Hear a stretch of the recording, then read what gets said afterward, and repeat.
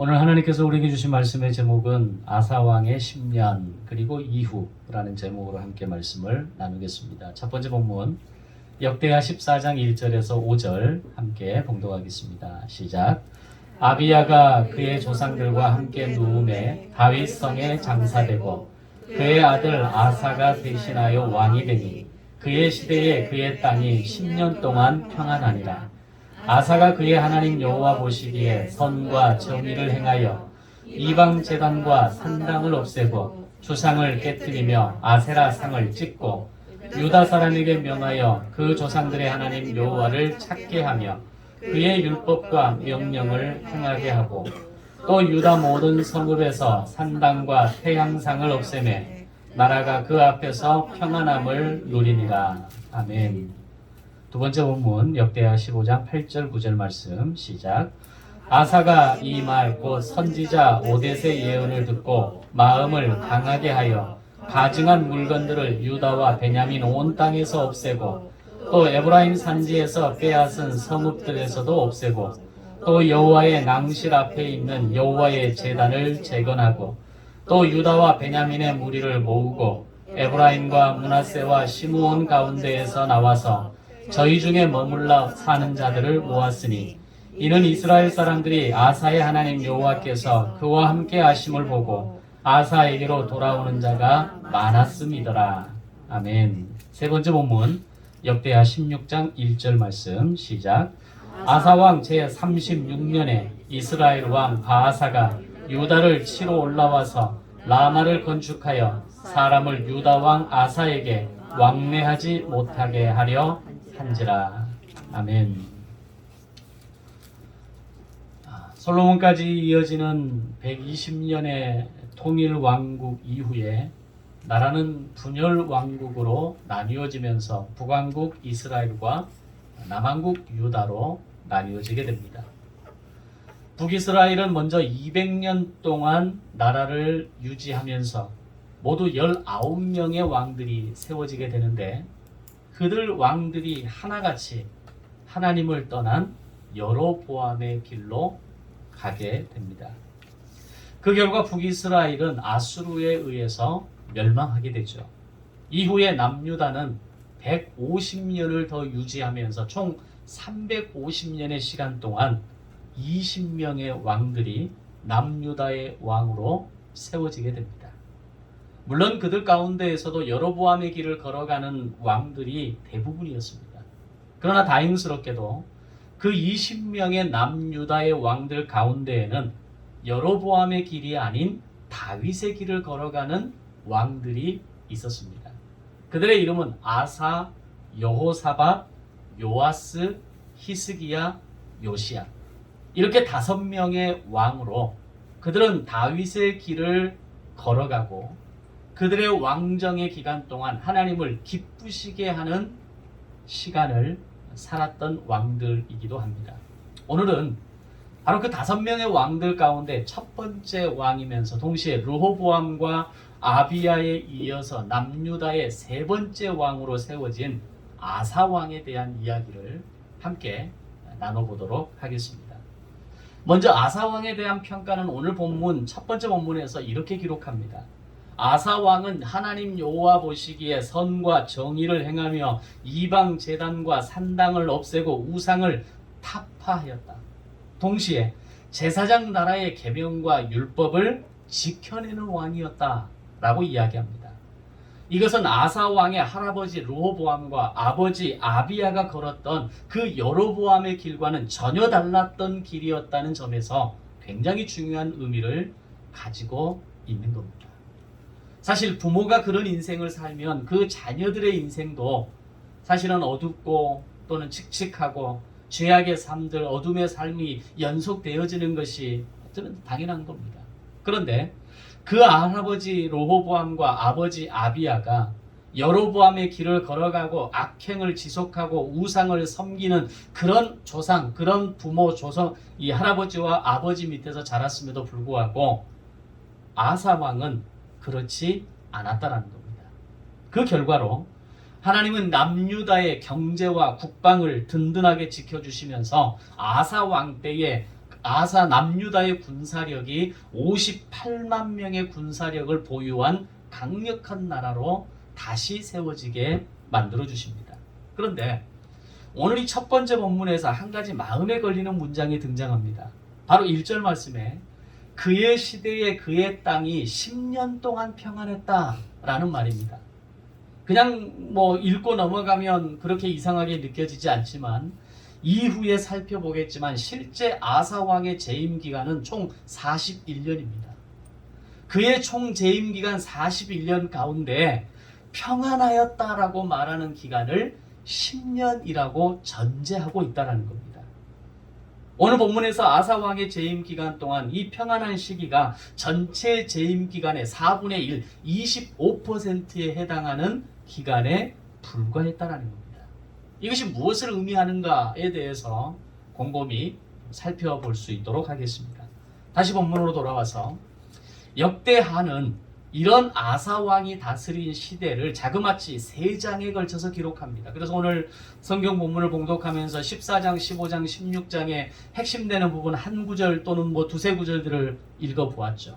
이 3장이 바로 아사 왕에 대해서 기록하고 있는 역대기의 기록이라는 겁니다. 지난주도 그런 말씀 드렸습니다. 역대기의 기록 포인트가 하나님이 기대하시는 새 예루살렘의 회복의 청사진의 관점으로 봐야 한다라는 말씀을 혹시 기억하십니까? 자, 그런 관점에서 본다면 오늘 역대기의 기자가 아사 왕의 10년에 대해서 3장에 걸쳐서 기록하고 있다는 것은 아사 왕의 10년을 얼마나 중요하게 보고 있는가? 그래서 역대 기자가 오늘 이 아사 왕에 대한 기록을 아주 자세하게 세부적으로 그 10년을 기록하고 있다는 것을 우리는 주목해야 하는 겁니다. 즉 역대기 기자는 아사왕 초기 10년간의 남유다의 평안이 바로 아사왕의 과감한 신앙 개혁과 하나님의 율법과 계명을 순종한 것의 결과라는 것을 평가하고 있는 겁니다.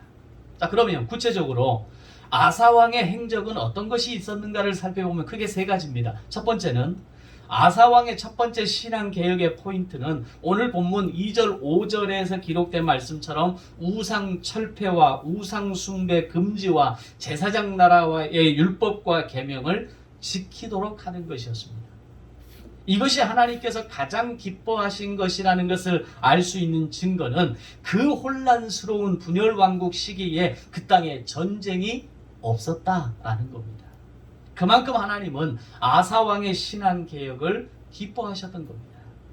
두 번째 아사왕의 행적은 남유다의 견고한 성읍들을 건축함으로 백성들을 보호하고 안정적인 삶을 살 수 있도록 도와주었다는 겁니다. 혼란의 시기에 분열왕국의 시대에 끊임없는 주변의 어떤 이 긴장관계 속에서 나라가 불안하고 어려운 상황 아닙니까? 바로 그런 상황에서 아사왕은 성읍을 견고하게 건축하고 재건하면서 백성들이 안심하고 살아갈 수 있는 환경을 조성해 주었다는 겁니다. 그럼 이 시기에 아사왕을 바라보는 백성들의 마음은 어떻겠습니까? 그를 향한 신뢰와 왕으로서의 그의 어떤 그 능력에 대해서 충분히 인정하고 함께 공감할 수 있는 시대가 형성되었다라고 말할 수 있겠죠. 그리고 3번째 아사왕의 행적은 그 견고한 성읍 안에 방패와 창을 가진 자가 30만 명, 방패와 활을 당기는 자가 28만 명으로 정비하면서 강력한 국방력을 갖춘 나라로 이끌어가게 됩니다. 이때가 기원전 900년식입니다. 과연 기원전 900년 시대에 이렇게 강력한 철기 문화를 바탕으로 군사력을 갖출 수 있는 나라가 과연 몇이나 됐을까요? 우리나라가 철기 문화를 갖추기 시작한 때가 기원전 300년 이후, 기원 후 300년 시대, 삼국시대 전후입니다. 그렇게 본다면 기원전 900년 시기에 아사왕이 이런 강력한 철기 문화를 바탕으로 60만에 가까운 군사력으로 다시 키워냈다라고 하는 것은 이건 아사왕이 정말 나라를 건강하고 강력한 나라로 만들어가고 있었다라는 것을 보여주는 반증이 되는 겁니다. 그렇게 보면 아사왕의 신앙개혁과 국가개혁을 통한 그의 행적은 그 시대에 어느 나라와도 비교할 수 없을 정도로 굉장한 업적을 이루어냈다라고 평가할 수 있겠죠. 중요한 것은 성경은 이 모든 결과의 원인이 바로 아사왕을 중심으로 남유다의 백성들이 우상을 철폐하고 산당을 없애고 태양상을 없애고 하나님만을 섬기기로 한 신앙의 결단을 통한 결과라는 것을 강조하고 있다는 겁니다. 그런 아사왕의 결단이 바로 이런 풍요롭고 풍성하고 강력한 나라를 만들어냈다라는 것을 보여주고 있는 겁니다. 바로 하나님을 찾고 하나님을 바로 섬기면 하나님께서 친히 요새와 방패와 산성이 되어주셔서 이 남유다의 왕, 남유다의 이 현실 속에서 평안을 주시는 분이라는 것을 강조하고 있는 겁니다. 오늘 이것이 우리의 신앙의 인생을 살아가는 우리에게 매우 중요한 매뉴얼이라는 것을 알아야 합니다. 일상의 삶에서 매일 매 순간 하나님을 찾고 하나님을 바로 섬기는 삶을 살면 하나님께서 나의 인생의 요새와 방패와 산성이 되어 주실 것을 믿습니다. 이것을 믿는 믿음이 오늘 이 시대를 살아가는 현대인들이, 그리스도인들이 가져야 할 믿음의 원리가 되는 겁니다. 하나님을 찾고 하나님을 바르게 섬기는 삶이라는 걸 뭘 말하는 겁니까? 우리가 출애굽기를 통해 배운 세 가지 삶의 원칙을 말합니다. 성부, 성자, 성령 하나님을 으뜸으로 모시는 것이 바르게 섬기는 삶의 원칙입니다. 우리가 신앙생활을 잘해야 한다고 할 때 그냥 잘하는 것이 신앙생활이 잘하는 것이 아니라는 것을 말씀드리지 않았습니까? 주일날 그냥 교회에 나가서 앉아있는 것이 신앙생활을 잘하는 것이 아니라는 것을 말씀드렸습니다. 신앙생활을 잘한다는 것은 오늘 이 세 가지의 원칙을 가지고 살아가는 것, 그것을 가지고 내 삶에 적용하는 것이 바른 신앙의 삶을 살아가는 겁니다. 그것이 첫 번째로 시간과 물질과 자녀의 첫 것을 철저하게 구별하는 겁니다. 그래서 주일 성수는 굉장히 중요한 결단이 되는 겁니다. 더 나아가서 11조의 결단은 더 중요한 신앙의 결단이 되는 겁니다. 또한 내 삶의 죄악과 어둠의 요소들을 날마다 제거할 줄 알아야 됩니다. 그래서 하루를 마감하면서 매일매일 회개의 시간을 통해서 죄를 해결하고 결산하는 인생을 살아가도록 훈련해야 됩니다. 저 어린 것이 무슨 죄가 있어서 맨날 회개를 해야 됩니까? 라고 하는 것이 아니라 어린 아이라 할지라도 그의 마음속에 미움과 또는 어떤 불순종과 또는 하나님 앞에서의 그 마음에 기뻐하시지 못하는 삶을 살한 것이 보여지게 된다면 그걸 가지고 하나님께 나아가 회개할 수 있도록 가르쳐 줘야 합니다.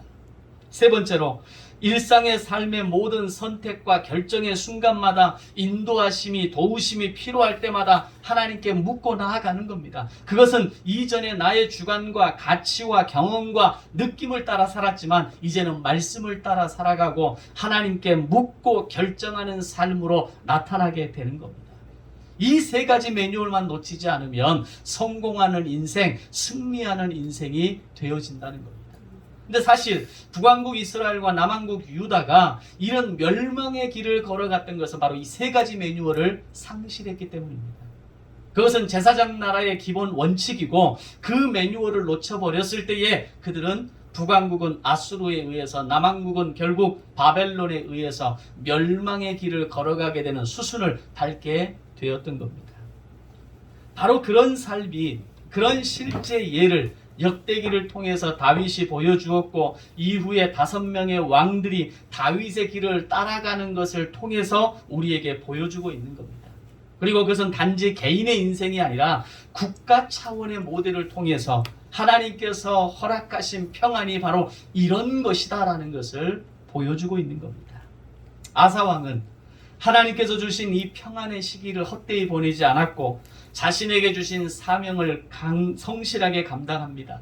남유다의 성읍을 건강하게 견고하게 건축하고 성곽과 망대와 문과 빗장을 걸어 만들고 백성들의 생활과 마음을 안정시키는 데 최선을 다하는 삶을 살아가게 되는 겁니다. 이 모든 것이 바로 하나님을 바로 알고 하나님을 찾고 하나님을 바르게 섬기는 아사왕의 신앙의 결단을 통해서, 그리고 그것이 나에게서만 끝나는 것이 아니라 백성들에게 그 삶을 공유하는 모습을 통해서 하나님께서 남유다를 어떻게 세워가시는가를 보여주고 있는 겁니다. 그런데 이렇게 하나님을 잘 섬기는 아사왕에게 어려움이 닥치게 됩니다. 오늘 첫 번째 본문 9절 이하에 보면 구스가 남유다를 침략해오는 사건이 일어나는 겁니다. 구스의 군대는 100만 대군이었습니다. 그들의 병거는 300승이었습니다. 앞서 말씀드린 아사왕의 전력과 비교한다면 2배의 전력 차이가 나는 거죠. 물론 아사왕의 군사력이 58만까지 키워지면서 막강한 군사력을 갖추었다고는 하지만 사실 100만에 비하면 절반에 겨우 미치는 숫자가 되는 거죠. 바로 그때 아사왕이 우리에게 보여주는 태도는 바로 11절 말씀을 보면 하나님께 부르짖는 것이었다는 겁니다. 그가 이런 상황에서 가장 먼저 한 행동이 하나님께 부르짖었다라고 하는 것은 전쟁이 하나님께 속한 것이라는 것을 믿는 믿음의 고백이라는 것을 우리는 알아야 합니다. 오늘 우리의 인생에 어려움이 닥치고 고난이 닥치고 광야가 열릴 때 가장 먼저 부르짖음으로 나아갈 수 있는 사람이 과연 몇이나 될까요? 내가 할 수 있는 방법, 내가 가지고 있는, 내가 동원할 수 있는 모든 것들을 다 동원해서 그런 어려움들을 해결하려고 그렇게 아둥바둥하고 살아가다가 겨우 마지막에 할 것 없어서 하나님 도와주세요라고 말하는 것이 우리 인생에 살아가는 방법입니다. 그런데 아사왕은 한 나라의 강력한 왕이고 100만 대군에는 못 미치지만 60만 대군에 달하는 이 엄청난 군대를 가지고 있으면서도 아사왕의 첫 번째 선택은 하나님께 부르짖는 것이었습니다. 하나님께 부르짖으면서 오늘의 이 국가적인 위기와 지금의 이 어려움의 상황을 어떻게 이겨나가야 되는지를 아사왕은 하나님께 물은 겁니다. 오늘 우리가 실제로 인생에 어렵고 힘든 일을 만났을 때 하나님께 부르짖으며 나아간다는 것이 얼마나 어려운 일이고 얼마나 잘 되지 않는 일인지를 우리 잘 알지 않습니까?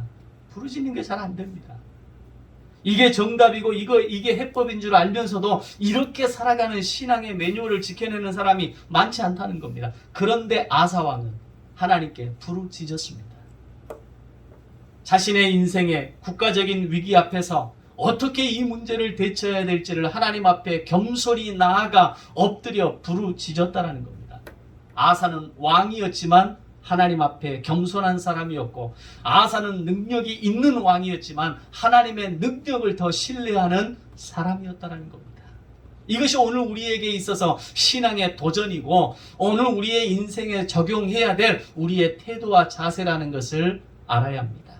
오늘 우리가 하나님 앞에 겸손할 수만 있다면, 우리가 하나님의 능력을 신뢰할 수만 있다면 우리는 하나님 앞에 나아가 부르짖을 수 있을 것입니다. 사실 부르짖을 수 없다는 것, 부르짖는 것이 어렵다는 것은 사실은 교만입니다. 내 인생의 오만과 교만이 내 안에 자리 잡고 있기 때문에 내가 뭔가를 할 수 있다고 착각하고 내가 뭔가를 해볼 수 있을 것이라고 착각하는 겁니다.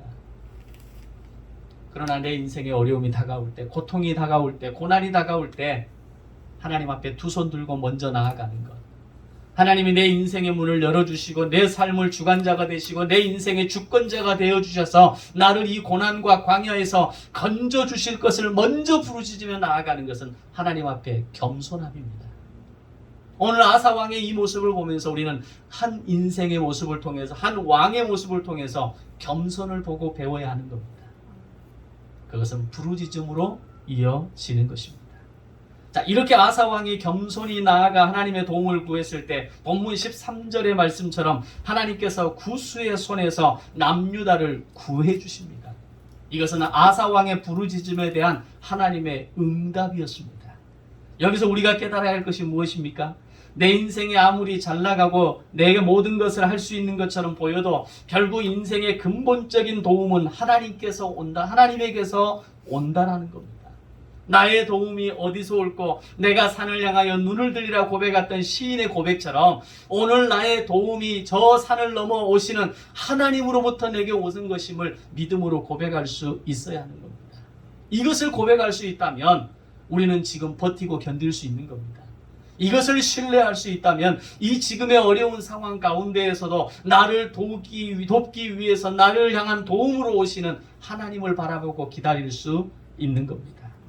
만약에 아사왕이 이 시점에서 나의 군대도 만만치 않다라고 생각했고 한번 붙어볼 만한 싸움이라고 생각했다면, 그래서 내 힘으로 한번 충분히 해보겠다라고 생각했다면, 하나님 없이 구스에 대항했다면 과연 결과는 어떻겠습니까?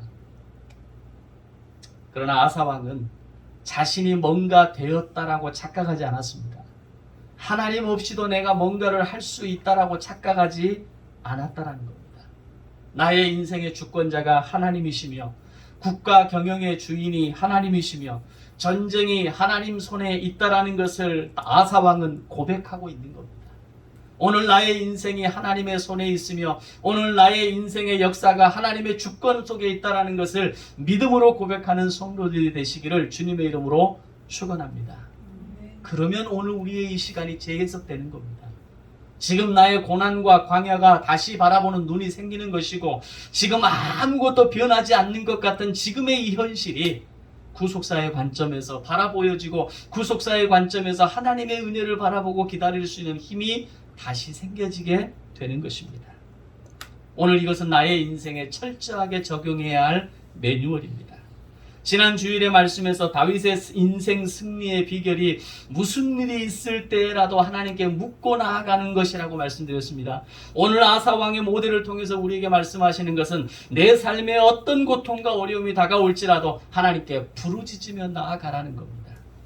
오늘 나의 인생의 이 두 가지 매뉴얼을 잊지 않고만 제대로 살아갈 수 있다면, 그래서 어떤 선택과 결정의 순간에 하나님께 묻고 나아가고 인생의 고난과 어려움 앞에서 하나님 앞에 부르짖음으로만 나아갈 수 있다면 우리는 승리할 줄 믿습니다.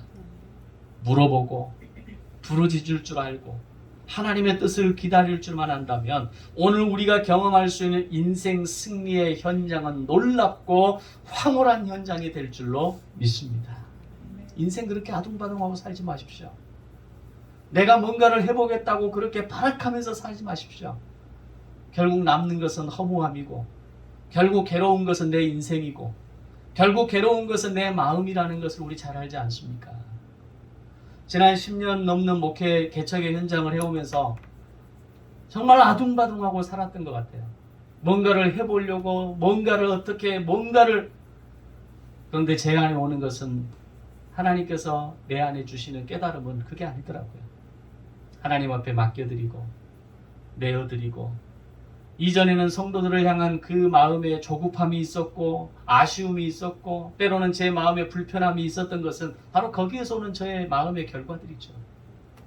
그러나 맡겨드리고 하나님께 부르짖고 하나님께 물으며 나아갈 때 기다리고 버티고 견딜 수 있는 마음을 주시는 것이 하나님의 은혜더라고요. 오늘 여러분에게 주어진 인생 속에서 해답이 보이지 않을 때 하나님께 묻고 나아가시기 바랍니다.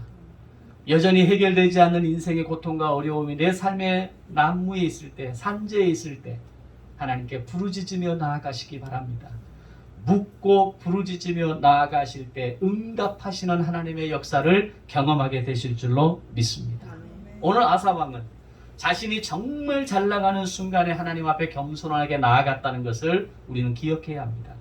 하나님 없이도 뭔가를 할 수 있다라고 착각할 수 있는 그 순간에 먼저 부르짖음으로 국가적인 위기를 해결하는 모습을 우리에게 보여주고 있다는 겁니다. 오늘 저와 여러분의 믿음의 태도가 아사왕의 태도와 자세를 배우기를 원합니다. 인생의 어떤 문제라도 인생의 어떤 고난이라도 묻고 부르짖고 나아갈 때 하나님은 반드시 응답하시고 우리를 승리로 인도하실 줄로 믿습니다. 이제 하나님께서는 구스와의 전쟁에서 크게 이기고 돌아오는 아사왕에게 아사랴 선지자를 보내셔서 2차 신앙개혁을 요구하십니다. 그것이 오늘 두 번째 본문 말씀입니다. 하나님은 아사랴 선지자를 통해서 더 강력한 신앙개혁을 요구하시는데 그 요구는 제사장 나라의 강력한 실행의 결단이었고 우상을 숭배하는 자들은 모두 죽이겠다라고 하는 하나의 강력한 선포였습니다. 아사왕은 이 결단과 선포를 공식적으로 선언하면서 희생제사를 드리는데 그때 드린 제물이 소 700마리와 양 7,000마리였습니다. 이건 뭘 말하는 거냐면 하나님께 제사, 희생제사를 통해서 이제부터는 마음을 다하고 목숨을 다하여 하나님 여호와를 찾겠다라고 결단하고 나라 국가적인 차원에서 모든 백성들이 이 약속을 하나님 앞에 지켜내겠습니다라고 말하는 하나의 퍼포먼스였습니다. 이것을 바라보는 백성들은 이 희생제사의 목적이 뭔지를 분명히 인지하지 않겠습니까? 이제 절대로 우상을 섬기면 안 되겠구나. 이제는 우상을 섬기고 산당을 모시고 그것을 내 삶에 적용하고 살아가는 것은 곧 죽음으로 연결된다라는 것을 백성들은 알았을 겁니다. 그런 아사 왕의 단호한 결단과 순종을 바라보는 하나님의 마음이 얼마나 깊었겠습니까? 더 놀라운 것은 아사 왕의 이런 신앙 개혁의 결단을 바라보던 북이스라엘 지파 가운데 많은 사람들이 아사 왕에게 돌아오는 일까지 만들어지게 됩니다. 그만큼 아사 왕의 선택과 결단은 그를 지켜보는 하나님을 기쁘시게 했고 그를 지켜보는 백성들의 마음을 뜨겁게 하기에 충분했던 겁니다. 이 말씀이 우리에게 도전이 되고 희망이 되는 것은 이 시대의 교회가 더 이상 세상의 희망이 되지 못하고 많은 세상 사람들이 교회를 향해 손가락질하고 있고 많은 젊은이들이 교회를 떠나가고 하나님을 믿기는 하고 믿음을 가지고는 있지만 나는 더 이상 교회에 나가지 않겠나라고 말하는 가난한 교인들이 만들어지는 이 아픔의 시대에 교회가 다시 말씀 앞에 세워지고 하나님의 말씀을 성실히 실행하고 그 말씀을 언약적 수준에서 살아낼 수 있다면 세상은 다시 교회를 새로운 눈으로 보게 될 것이고 교회를 떠났던 젊은이들이 교회로 돌아오게 될 것이고 교회를 떠났던 실망했던 많은 가난한 교인들이 다시 교회로 돌아올 수 있을 것이라고 하는 희망입니다. 그러기 위해서는 뭐가 필요한 겁니까? 우리가 먼저 말씀 앞에 교회는 바로 세워져야 하는 겁니다. 성도 한 사람 한 사람이 말씀 앞에서 고뇌하고 그들의 인생의 삶 가운데 하나님께 묻고 부르짖으며 나아갈 줄 아는 신앙의 결단이 먼저 이루어져야 하는 겁니다. 거기에서 삶의 고백과 간증이 나와야 하고 그 고백과 간증이 있는 곳에 회복과 하나님의 용서와 하나님의 세우심이 다시 일어나게 될 줄로 믿습니다. 바로 아사 왕은 그 시대에 그 혼란스러운 분열 왕국의 시대 가운데 바로 이런 구속사의 한 도구로 쓰임받는 한 왕이었다라고 하는 사실입니다. 이런 상황에서 아사 왕의 2차 신앙계획이 얼마나 단호했는지를 보여주는 또 하나의 사건이 등장합니다. 바로 두 번째 본문 16절에 보면 아사 왕의 어머니가 우상을 숭배하다가 발각돼 버린 겁니다. 그러자 아사 왕은 그의 어머니를 태우의 자리에서 폐위시켜 버립니다. 이것은 자신의 신앙 계획이 얼마나 분명한지를 본보기로 보여주는 사건입니다. 사실 왕이라고 하는 존재는 엄청난 권력과 어떤 그 뭐든지 할 수 있는 불가능한 것을 가능하게 만드는 능력을 가진 자가 왕 아닙니까? 자신의 어머니의 그런 어떤 범죄 사실조차 완벽하게 숨길 수 있는 능력을 아사 왕은 가지고 있습니다. 지금의 대한민국의 현실과 정부의 정치의 현실을 바라보면서 검찰의 어떤 그런 막강한 권력을 바라보면서 우리는 그걸 보고 느끼고 있지 않습니까? 아무리 큰 죄라 할지라도 무죄로 만들어보는 것이 지금 정치 권력의 검찰 개혁의 검찰의 어떤 모습입니다. 그렇다면 기원전 900년 시대에 한 왕의 일가의 비리를 감추는 데 있어서는 이것은 누워서 떡 먹기입니다. 그런데 아사 왕은 자신의 어머니가 우상을 섬기다가 발각된 사실 앞에 그것을 숨기지 않았다는 겁니다. 그리고 오히려 그 어머니를 태우의 자리에서 폐위시켜버립니다. 새성경 번역에서는 이 사람을 할머니라고 이야기합니다. 할머니가 됐던 어머니가 됐던 아사 왕에게 있어서 하나님 앞에서의 신앙개혁의 결단은 단호했다는 겁니다. 그처럼 아사 왕은 하나님의 마음에 합한 자였고 하나님의 요구대로 1차, 2차 신앙개혁을 성공적으로 이끈 사람이 되어집니다. 그런데 한 가지 안타까운 것은 그렇게 강력한 개혁을 부르짖고 선포했지만 정작 우상 숭배의 근원이 되는 산당을 완벽하게 없애지 못하게 됩니다. 그리고 그것을 그대로 남겨두게 되고 이후에 왕들이 세워지고 나라가 다시 부패하고 여로보암의 길을 걸어가면서 그 산당은 또 다른 우상 숭배의 온상지가 되어지는 아픔을 만들게 됩니다. 여기까지가 아사 왕의 10년이었습니다. 우리가 늘 느끼는 거지만 사람의 마음이 한결 같을 수만 있다면 얼마나 좋겠습니까? 그런데 사람의 마음은 절대 그럴 수 없습니다. 경영하지 않는 사람의 마음은 늘 흔들릴 수밖에 없는 것이고, 자기를 들여다보지 못하는 신앙은 늘 옛 모습으로 돌아가게 만드는 겁니다. 이 땅에 예수 믿는 사람이 없어서 이 땅이 부패하고, 교회의 성도들이 예수를 믿지 않아서 세상의 빛과 소금으로 살아가지 못하는 겁니까? 예수를 믿기는 믿지만 경영하지 않는 신앙은 결코 나락으로 떨어질 수밖에 없고, 본보기가 될 수가 없고, 그들의 삶의 환경 속에서 주변의 사람들에게 손가락질을 받는 모습으로 전락할 수밖에 없는 겁니다. 아사 왕의 이 엄청난 10년의 개혁과 성공이 그대로 지속될 수만 있었다면 얼마나 좋았겠습니까? 그러나 아사 왕도 자신의 이 권력과 그 하나님이 허락하신 은혜와 축복을 경영하지 못하는 인생이었습니다. 결국 하나님 앞에 겸손하고 하나님을 사랑하던 마음이 점점점 흔들리기 시작합니다. 여기에서 아사 왕의 마음이 흔들렸다는 것을 보여주는 중요한 증거가 나타납니다. 북이스라엘 왕 바하사가 남유다를 공격하려 했을 때 아사 왕이 누구의 손을 잡았느냐라는 겁니다. 과거 구스의 100만 대군이 남유다를 쳐들어왔을 때 아사 왕의 선택은 하나님의 손이었습니다. 그런데 이번 북이스라엘의 공격에 대해서 대항하기 위해 그가 손을 잡은 것은 바로 아람이었습니다. 그것이 오늘 세 번째 본문의 말씀입니다.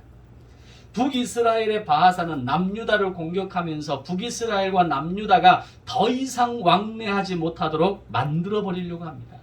아마 분열 왕국 이후에 얼마 지나지 않은 시점이기에 많은 사람들이 예루살렘에 대한 그리움을 가지고 있었을 겁니다. 이때는 아직 예루살렘의 성전에 대한 그 어떤 그림과 그것을 보았던 경험이 살았던 세대 아닙니까? 그것을 봤던 경험이 있는 사람들이에요. 그러면 북이스라엘에 살면서도 그들의 마음은 늘 어디를 향해 있겠습니까? 남유다를 향해 있는 거죠. 이제 지금은 전쟁 이후에 전쟁 세대가 끝나고 많은 분들이 돌아가셔서 더 이상 어떤 북한과 남한의 관계 속에서의 그 잃어버린 이산가족을 찾고 그들과 함께 생활했던 살았던 그것에 대한 그리움의 시대는 이제 끝나버렸습니다. 거의 대부분 돌아가셨죠. 마찬가지로 북이스라엘도 남유다에 대한 그리움과 회상과 내가 그곳에 다시 갈 수 있다면 얼마나 좋을까라는 마음이 북이스라엘 사람들에게 있었던 겁니다. 그런 상황에서 아사 왕의 개혁을 바라보면서 북이스라엘 사람들이 남유다로 돌아오는 일들이 발생했던 거죠. 그걸 북이스라엘이 좋게 받겠냐는 겁니다. 이번에 이참에 북이스라엘과 남유다의 왕래를 완전히 끊어버려서 이제는 나의 백성들이 저 남유다로 넘어가는 것을 막아버리겠다는 것이 바하사 왕의 전략이었습니다. 그리고 2차 신앙개혁으로 북이스라엘의 많은 사람들이 남유다로 돌아간 것에 대해 아마 단단히 화가 나 있었을 겁니다. 그래서 북이스라엘은 이 전쟁의 기선을 잡기 위해서 아람과 손을 잡고 남유다와의 전쟁을 벌이게 되는 겁니다. 바로 그런 상황에서 남유다가 손을 내민 것은 하나님의 손이 아니라 바로 북이스라엘과 먼저 손을 잡은 아람이었습니다. 그런 아람은 처음에는 북이스라엘과 손을 잡고 남유다를 치려고 하는 것처럼 보이다가 다시 내민 남유다의 손을 잡으면서 결국 북이스라엘과 맞서 싸우게 됩니다. 아람이 그렇게 한 이유가 뭐겠습니까? 남유다와 손을 잡는 것이 더 큰 실리를 얻는 이것이라고 생각을 했겠죠. 중요한 건 이겁니다. 분명 앞서 아사 왕은 구스의 100만 대군을 하나님의 손으로 물리쳤습니다. 그렇다면 이번에도 그의 선택과 결정은 하나님이어야 했습니다. 그런데 오히려 아사 왕은 예루살렘 성전의 곳간과 왕궁의 곳간, 즉 하나님의 것을 마음대로 가지고 나와서 아람 왕에게 조공을 바치며 아람에게 도움을 청하고 지금의 이 국가적인 위기를 극복할 수 있도록 도와달라고 굴욕적인 외교를 맺고 있는 거라는 겁니다. 이것이 인간의 어떤 위기 앞에서 얼마나 무지할 수 있는가를 보여주는 단적인 예입니다. 지금 구스와의 전쟁을 이긴 이 시간이 불과 몇 년 전입니다. 지금 뭐 수십 년이 지난 것도 아니고 수백 년이 지난 것도 아니고 불과 몇 년 전에 이런 하나님의 엄청난 도우심을 통해서 구스의 100만 대군을 물리친 경험을 했음에도 불구하고 아사 왕이 또 다른 전쟁의 위기가 다가왔을 때 그가 아무 생각 없이 아무런 제동장치 없이 아람 왕에게 도움을 요청할 수 있다는 것은 인간의 무지입니다. 그렇게 하나님의 강력한 은혜와 공급하심을 경험했음에도 불구하고 결국 하나님이 아닌 세상을 향해 도움을 요청하고 문제를 해결하는 것이 아사의 무지이고 바로 오늘 우리의 무지라는 겁니다. 지금까지 우리가 살아오면서 하나님의 은혜가 아닌 것이 뭐가 있습니까? 그때는 내가 정말 내가 열심히 산 것처럼 보이고 아둥바둥해서 살아서 만들어진 결과처럼 보이고 내가 그렇게 고생해서 지금의 이 결과가 만들어진 것처럼 보일지 모르지만 돌아보면 하나님의 은혜입니다. 그 시간, 그 공간, 그 사건을 통해서 역사하셨던 그 하나님의 은혜가 나에게 있었기에 지금 우리가 이 자리에 있는 겁니다. 오늘 내가 이 시간을 살아가고 있는 겁니다. 그런데 아사왕은 그런 강력한 하나님의 은혜와 도우심을 경험했음에도 불구하고 하나님을 외면하고 하나님의 도움을 청하지 않고 아람의 도움을 청했다는 겁니다. 그런 아사왕을 하나님이 그냥 내버려 두지 않으시고 이번에는 하나니 선지자를 보내서 아사왕을 책망합니다. 오늘 세 번째 본문 7절 9절의 말씀입니다. 근데 여기에서도 이전과는 분명하게 다른 태도와 자세를 보여줍니다. 과거의 아람 왕은 아사랴 선지자를 통해서 하나님의 말씀을 메시지를 듣고 1차, 2차 신앙 계획을 과감하게 수행하는 사람이었다면 이번에는 하나님의 말씀을 전하는 하나니 선지자를 감옥에 가둬버리는 겁니다. 우리가 한번 신앙의 흐름이 끊기고 신앙의 어떤 이 기준이 무너지게 되면요, 말씀이 들리지 않습니다. 목회자와 성도와의 관계 속에서 그 관계가 깨어지고 상처가 가로막히게 되면요, 제일 먼저 말씀이 들리지 않는 겁니다. 오늘 아사 왕의 마음 가운데 그의 마음이 무너지고 중심이 무너지고 나니까 아사랴 선자를 통해서 보낼 때에는 그렇게 엄청난 메시지에 대해서도 순종했던 아사 왕이 하나님의 경고와 하나님의 어떤 이런 경고의 메시지를 접했을 때에는 오히려 선지자를 감옥에 가둬버린 겁니다. 10년 만에 인간이 이렇게 변할 수 있다는 게 놀랍습니다. 그 이유가 무엇입니까? 내가 뭔가가 되었다라고 착각했기 때문입니다. 하나님 없이도 이제 내가 뭔가를 할 수 있다라고 착각했기 때문입니다. 결국 아사왕의 교만과 오만이 자신의 인생이 몰락하고 나라를 위기에 빠뜨리는 행동으로 이어지게 되었다라는 겁니다. 결국 아사왕은 병들어 죽을 지경에 이르게 되는데 이때 아사왕의 마음이 어디까지 갔는지를 성경은 이렇게 기록합니다. 세 번째 본문 12절 말씀에 보면 아사가 왕이 된 지 39년에 그의 발이 병들어 매우 위독하였으나 병이 있을 때에 그가 여호와께 구하지 아니하고 의원들에게 구하였더라. 아멘. 한 인간의 마음이 어디까지 갈 수 있는가를 보여주는 겁니다. 나의 인생에 해결할 수 없는 문제와 어려움이 다가와도 끝까지 하나님께 구하지 않는 것이 현대인의 인생입니다. 나를 믿으라고 이야기하고 물질을 믿으라고 이야기하고 점집을 다니면서 내 인생의 방향이 어떻게 될 건지를 궁금해하면서도 정작 진리 앞에서 내 말씀을 들여다보지는 않으려고 하는 겁니다. 아사왕의 그 10년 이후에 그의 남은 인생 31년은 철저하게 하나님을 떠나고 심지어는 마지막 그 죽음의 순간 앞에서도 하나님을 의지하는 것이 아니라 의원을 의지하는 자로 전락하는 인생을 살고 마는 겁니다. 그가 평생을 하나님을 믿는 사람으로 살아왔다고 하면서도 문제 앞에서는 내가 주인이고 내 자녀와 나의 인생 앞에서는 내가 전문가라고 말하는 것이 오늘 현대인들입니다. 목회자가 어떤 말씀의 권면을 이야기할 때 또는 그가 말씀을 읽거나 통독하거나 어떤 말씀을 훈련을 받을 때 이런 부분에 대해서 건드리면 불편해합니다. 왜? 이건 내가 전문가라고 생각하니까. 이건 내 주권이라고 생각하고 내 손에 있다라고 생각하니까 자녀 문제 앞에서 인생 문제 앞에서 사업 문제 앞에서 하나님의 말씀을 적용하려고 하지 않습니다. 그리고 그 위기 앞에서 결국 붙잡으려고 하는 것은 의원의 손을 붙잡고 세상의 손을 붙잡고 물질의 손을 붙잡고 성공의 손을 붙잡고 살아가는 것이 오늘 우리의 인생의 민낯이 되는 것입니다. 만약에 북이스라엘이 남유다를 쳐들어왔을 때 구스의 침략 앞에서 부르짖었던 것처럼 아사왕이 부르짖었다면 어떻게 바뀌었을까요? 만약에 자신이 병들어 죽게 되었을 때 의원의 손을 먼저 붙잡는 것이 아니라 하나님 앞으로 나아가 부르짖고 하나님의 손을 먼저 붙잡았다면 어떻게 바뀌었을까요? 결국 아사왕은 남유다의 왕이 된 지 41년 만에 죽게 됩니다. 그러나 그의 41년 통치의 재임 기간 10년만 하나님 보시기에 기쁨의 삶을 살았고 하나님의 구속사를 이루어가는 삶을 살았다면 나머지 31년은 내 생각대로, 내 주관대로, 내 뜻대로, 내 계획대로 그렇게 살다가 병들어 죽는 인생을 살게 되었던 겁니다. 역대기는 아사왕의 10년을 통해서 우리가 보고 배우고 지켜야 따라야 할 것이 무엇인지에 대해서 말씀하고 있습니다. 인생의 그 어떤 어려움 앞에서도 하나님께 묻고 하나님께 부르짖음으로 나아갈 수 있다면 우리의 인생은 승리하는 인생, 성공하는 인생이 될 줄로 믿습니다.